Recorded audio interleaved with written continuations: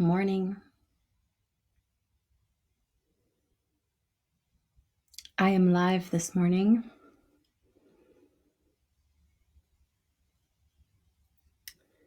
Coffee with the pastor. I have my coffee. Do you have yours? I'll wait.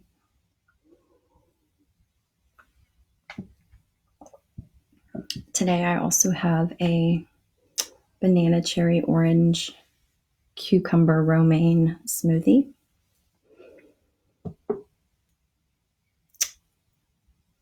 Lee, you're the first person here.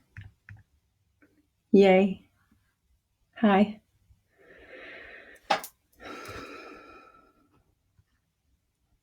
It is Maundy Thursday. I know it's been taking a little while to find the videos. I was having trouble yesterday. So I'm just going to be patient for another moment or two in hopes that some of my friends come and visit me in this virtual space. You do win. Always got to be winning you.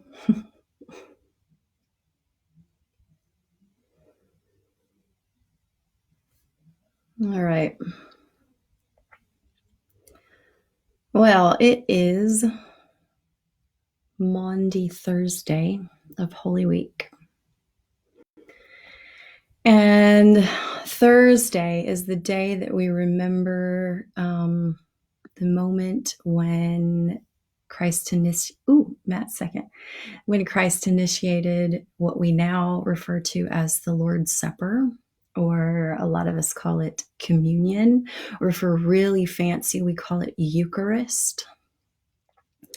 So that's when Christ began that tradition. We call it a sacrament now. And we also celebrate the moment that Christ did this really super radical thing, which was to get down and dirty, nitty gritty, and wash the feet of his friends. So I want to start by reading the lectionary for the day. This is the lectionary gospel for the day from John 13. Here it is. Now, before the festival of the Passover, Jesus knew that his hour had come to depart from this world and go to the Father. Having loved his own who were in the world, he loved them to the end. The devil had already put it into the heart of Judas, son of Simon Iscariot, to betray him.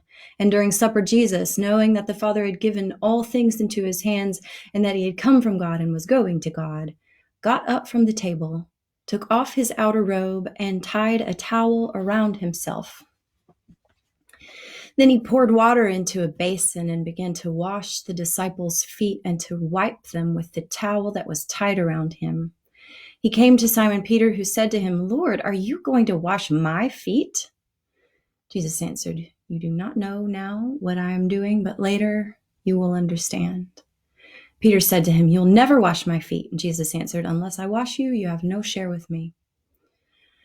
Simon Peter said to him, "Lord, not my feet only, but also my hands and my head." He's always so overzealous. It's so endearing. Jesus said to him, "One who has bathed does not need to wash except for the feet, but is entirely clean. And you are clean, though not all of you," he says. For he knew who was to betray him. For this reason, he said, "Not all of you are clean." After he'd washed their feet, had put on his robe, and had returned to the table, he said to them, "Do you know what I have done to you? You call me teacher and Lord, and you are right, for that is what I am. So if I, your Lord and teacher, have washed your feet, you also ought to wash one another's feet. For I have set you an example that you also should do as I have done to you. Very truly I tell you, servants are not greater than their master, nor are messengers greater than the one who sent them. If you know these things, you're blessed if you do them." And I'm skipping ahead just a few verses to where Jesus says, "I give you a new commandment, that you love one another. Just as I have loved you, you also should love one another. By this, everyone will know that you are my disciples if you have love for one another."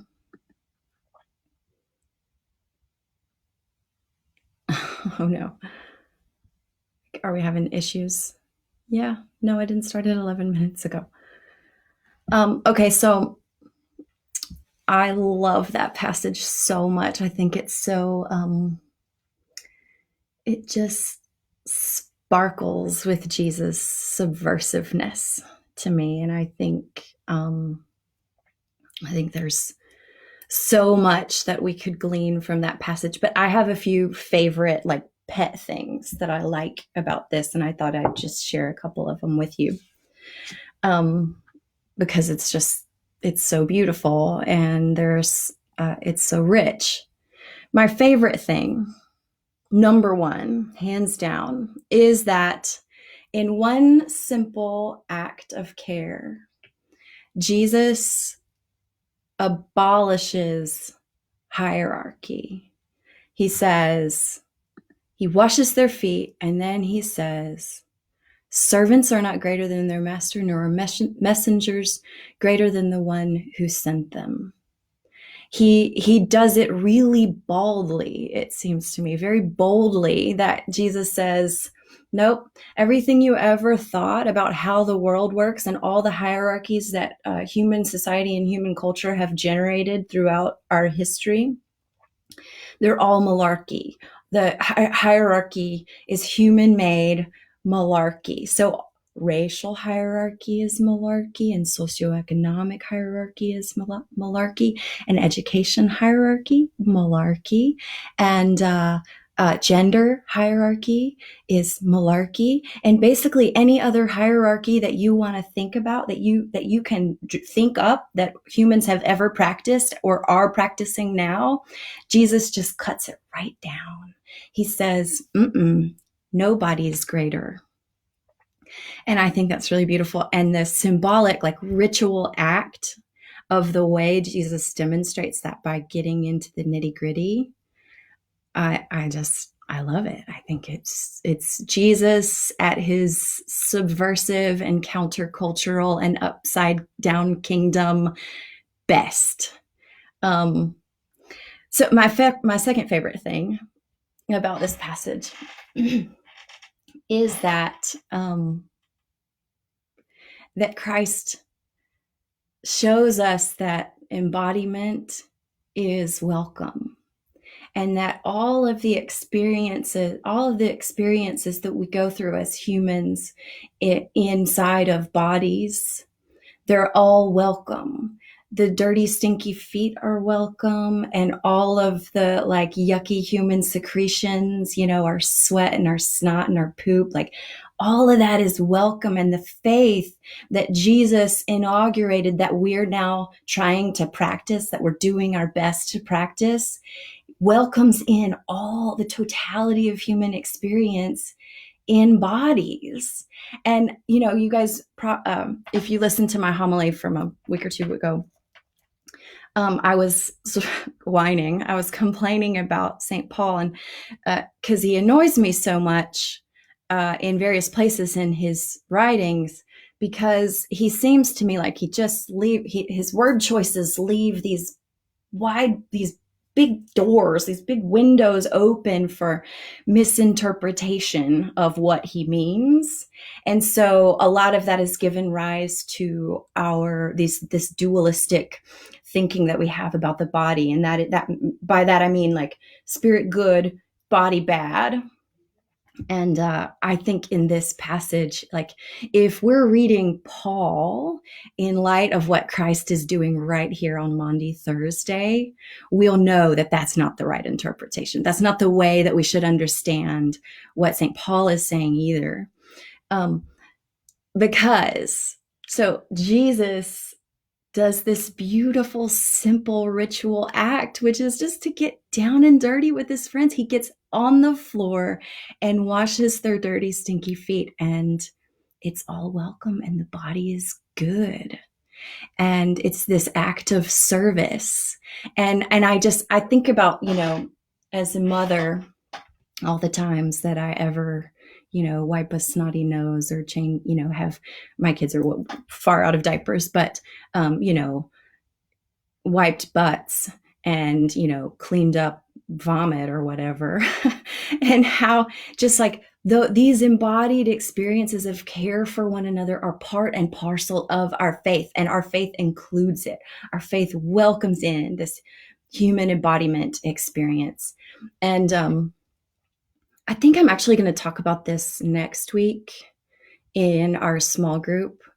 We're going to talk about prayer and in some ways of praying in embodied ways, embodied prayer. And so just look for that coming up. But obviously you can see it's a topic that gives me a big smile, because I'm very into reclaiming our embodied experience. I think especially as women, the feminine experience of being embodied has been suppressed, and I think we have plenty of room and plenty of good reasons coming from Christ Himself to start reclaiming that and coming back into ourselves. I'm just going to read a couple of, very truly means listen up. Oh, I love these. These are fun comments. Okay, I'll go back and read more in a bit. But okay, my third favorite thing, which is really just like saying the whole thing is my favorite. I realize that, but I just don't feel a lot of pressure to be precise right here. My third favorite thing is Jesus says, let me pull up the text again. He says, I've set you an example that you also should do as I have done to you. And then next thing we know, he's saying, I give you a new commandment, that you love one another just as I've loved you. You should also love one another. And this is how you'll be known. And Jesus's example, I just think is so beautiful. I mean, it's hierarchy's out, humility's in, right? That's part of the example. Another part of the example is embodiment, welcome. Okay, yeah. And another part of the example is, all right, you want to know what the path is? The path is love. The pathway forward, the path. This is okay. If we want to do the Christianity that Christ began, love is the path. Love is the path. Embodiment is part of the game. Embodiment is part of our faith. And hierarchy, we can work to deprogram ourselves. And so I guess that's just my, if you want to reflect on something, I think it's a great thing to reflect on the question of, what are hierarchies that we have internalized, that the culture has taught us, that capitalism has taught us, that patriarchy has taught us, that white supremacy has taught us? What are the hierarchies that you have internalized that need dismantling via this gentle, graceful act of Christ? Gentle and graceful. He just shatters our hierarchies. So, all right, I'm done talking about why I love this passage so much, but I encourage you to go back and read it if you want. It's the passage for today. I want to leave you with my litany that I wrote for Maundy Thursday this year, year 8. I'm very sorry that I couldn't share it with you beforehand. I share them on my Patreon page. And if I were to share them all publicly, then what's the point of having a Patreon?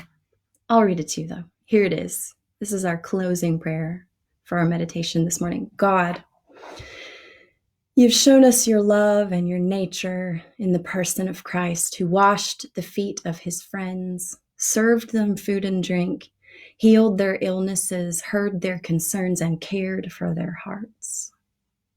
Here is our blessing and our love. We bless you, Christ, who washes our feet. We bless you, Christ, who abolishes hierarchies. We bless you, Christ, who dismantles domination systems.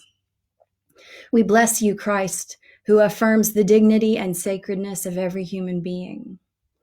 We bless you, Christ, who rescues us from the tyranny of our egos. We bless you, Christ, who teaches us to heal and not harm. We bless you, Christ, who offers meaning in ordinary bread and wine. We bless you and seek to follow your example. On this Maundy Thursday, we celebrate the life that Christ lived, alive within us, active in our imaginations, breathing in our lungs, working through our hands. Help us to be of service in this world, to walk the path of our Lord, the Christ, our friend, our healer, our companion along the way. Amen. Bless you all. See you soon. Sending love.